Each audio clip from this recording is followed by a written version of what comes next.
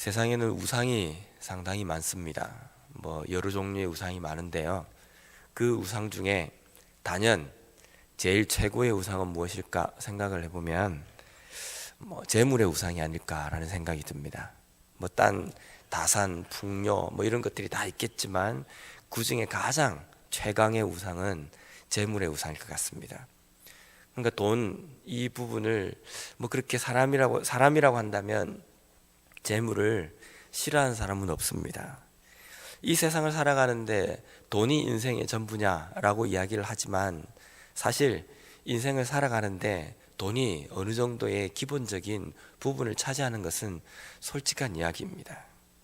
그렇기 때문에 이 돈에 얽힌 안 좋은 것들도 상당히 많고 또 이 돈 때문에 일어나는 문제들도 상당히 많이 있습니다. 오늘 우리가 방금 읽은 이 본문 말씀도 돈만을 우선시 생각하고 돈을 인생의 최고라고 생각하는 인생들에게, 우리들에게 선포하시는 하나님의 뜻, 하나님의 말씀입니다. 그래서 오늘 2절 말씀에 보면요, 귀천빈부를 막론하고 다 들을지어다 라고 이렇게 시작하고 있습니다. 귀천빈부, 부유한 사람이나 가난한 사람이나 누구를 막론하고 지금 이 찬양하는 이 찬양의 시는 다 들을지어다 라는 겁니다. 부유한 사람이라고 해서 돈이 인생의 전부라고 모든 부유한 사람이 그렇게 생각하는 것은 아닙니다. 또 반면에 가난한 사람이라고 해서 돈이 인생의 전부가 아니다라고 생각하는 사람이 전부가 아니라는 겁니다. 부유한 사람이건 가난한 사람이건 그 사람들 중에 돈이 인생의 전부가 아니라고 생각하고 있는 사람도 있고, 부유한 사람이건 가난한 사람이건 돈이 인생의 전부라고 생각하고 살아가는 사람이 있다는 겁니다. 그러니까 가난한 사람이건 부유한 사람이건 돈이 인생의 전부라고 생각하는 모든 사람들은 이 찬양의 말씀을 들을지어다 라는 겁니다. 6절 말씀을 한번 보겠습니다. 6절 말씀에 초두에 보면 자기의 재물을 의지하고 부유함을 자랑하는 자는, 자기의 재물을 의지하고 부유함을 자랑하는 자는, 자기의 재물을 의지하고 자기가 부유하다고 생각하는 사람은 돈을 얼마나 가진 사람이어야 되겠습니까? 물론 지금 우리가 살아가는 경제적인 형편에 따르면 내 물질이, 내 금전이 한 달에 얼마 정도 있으면 좋겠다, 1년에 얼마 정도 있으면 좋겠다 라고 나름대로 생각해 놓은 액수가 있을지 모릅니다. 그 정도가 되면 나는 좀 부유하다고 생각하시겠습니까?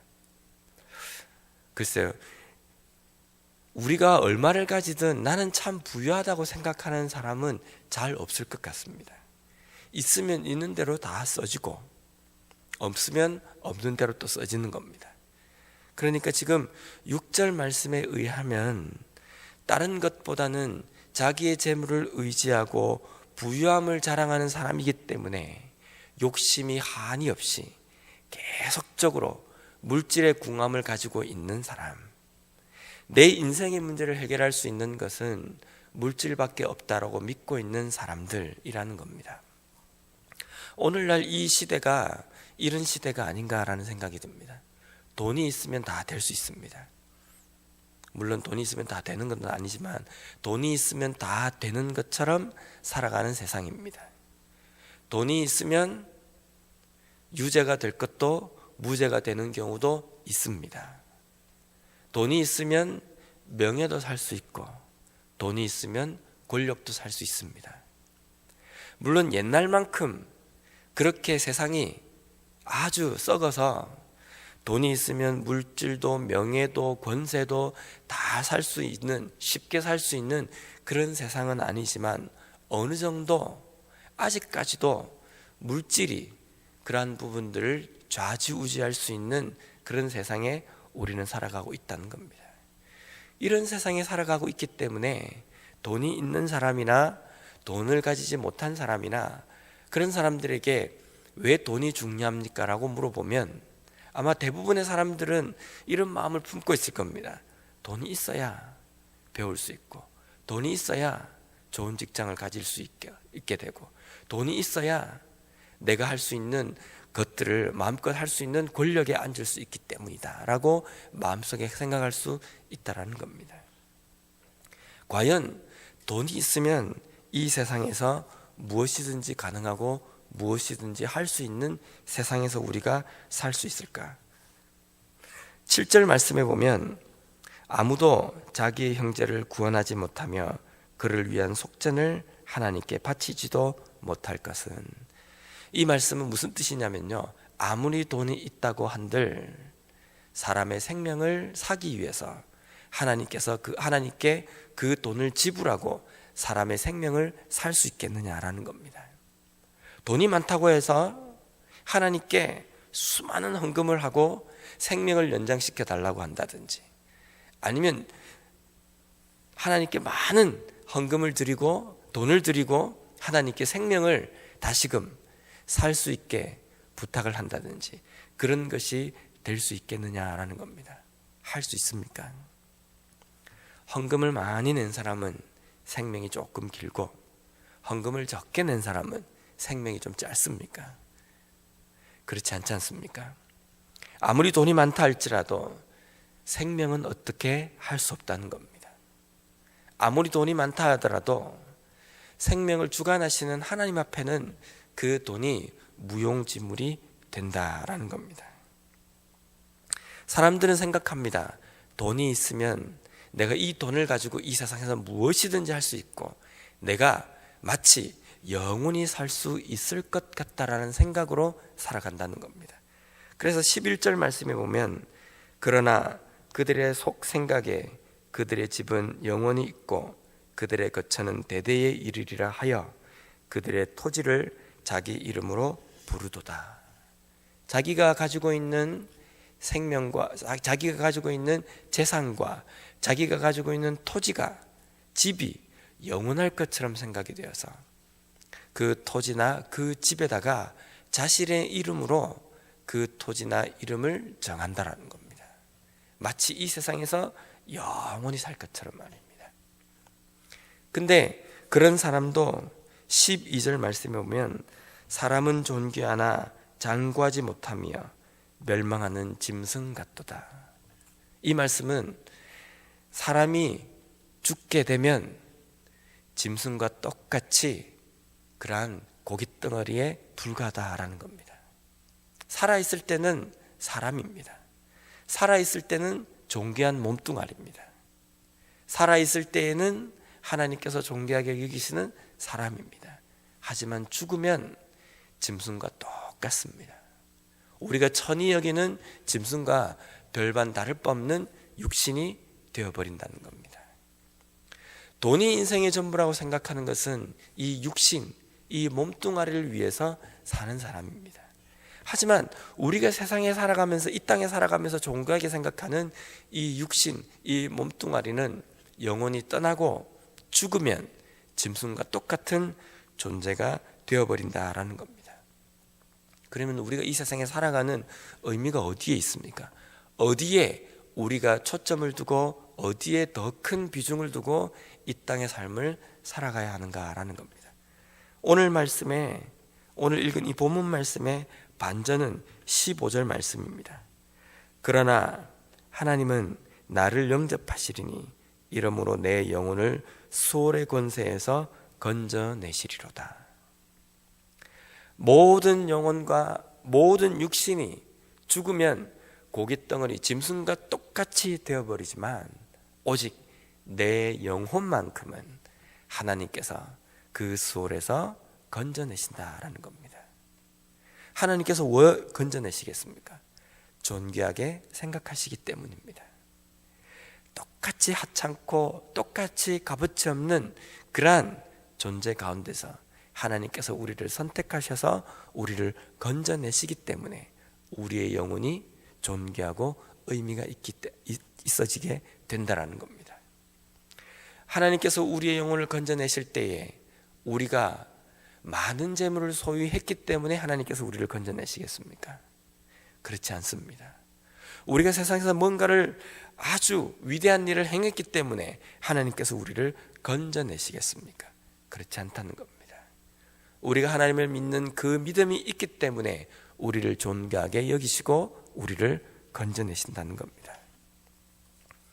돈이, 물질이 인생의 전부는 아니지만 그 돈 때문에 우리가 노예가 되고 그 돈 때문에 우리가 우리의 생명을 때로는 포기하기도 하고 어떤 때는 우리의 양심을 팔기도 합니다. 마치 돈이 인생의 전부라고 이야기하지 않지만 마치 돈의 노예처럼 우리가 이 세상을 살아가고 있다는 겁니다. 직접적으로 대놓고 이야기를 하진 않지만 우리의 삶을 가만히 보면 내가 어떻게 하면 행복할 수 있을까? 내가 어떻게 하면 지금보다 더 나은 삶을 살 수 있을까?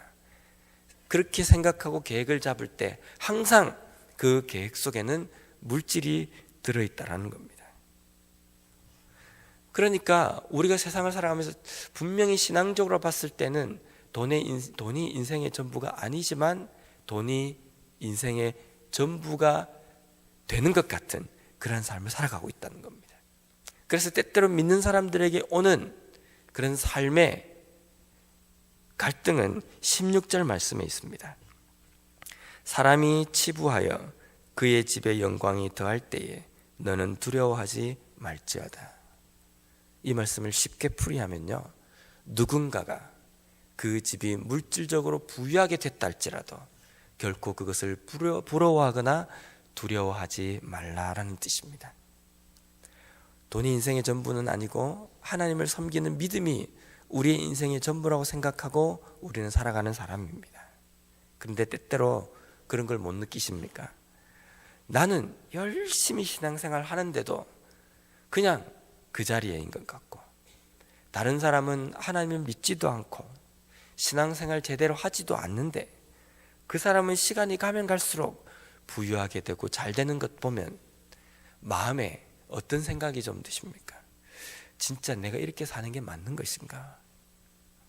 내가 뭔가 세상에 뒤지고 살아가고 있는 게 아닌가? 뒤처져 살아가고 있는 게 아닌가? 그런 생각이 들 때가 있지 않습니까? 다른 사람들은 적당하게 법도 좀 어겨가며 적당하게 신앙을 팔아가며 양심을 팔아가며 살아갈 때 승승장구하고 잘 나갑니다.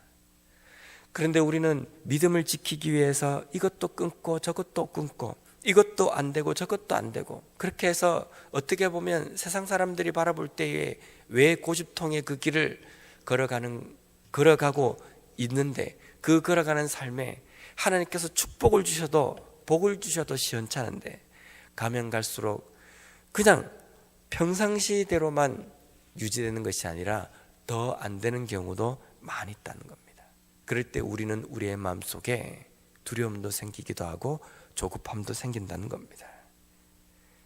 그렇기 때문에 사람이 치부하여 그의 집에 영광이 더할 때에는 너는 두려워하지 말지어다. 왜 두려워하지 말아야 합니까? 20절 말씀입니다.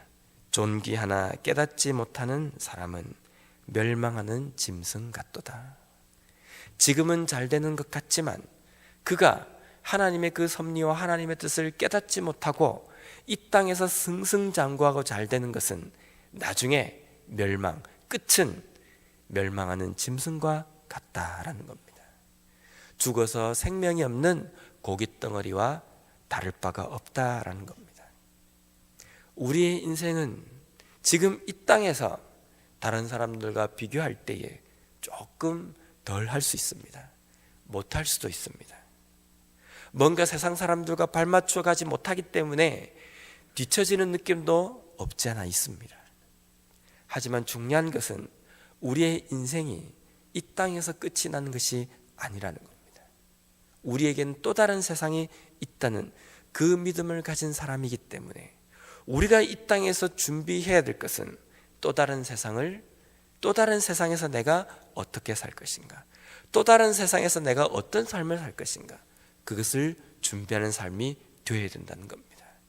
그 준비하는 삶이 되기 위해서 오늘 본문 중에 나와 있는 말씀처럼 하나님께서 나를 일으키실 것이며, 하나님께서 나를 일으키실 때에는 나는 다른 사람과 똑같이 멸망하는 짐승처럼 되는 것이 아니라 하나님께서 존귀하게 높이시는 하나님의 백성이 되는 그 믿음을 붙들고 그때를 바라보며 그것을 붙들고 살아감으로 말미암아 이 땅에서 조금 늦더라도, 이 땅에서 다른 사람들보다 조금 못하다 할지라도 믿음 지키며 살아감으로 말미암아 돈이 인생의 전부가 아니라 하나님의 말씀 붙들고 살아가는 것이 내 인생의 전부라고 생각하고 그것을 붙들며 살아감으로 말미암아 하나님 보시기에 존귀한 사람으로 이 땅의 삶을 살아가는 저와 여러분들이 되시길 바랍니다.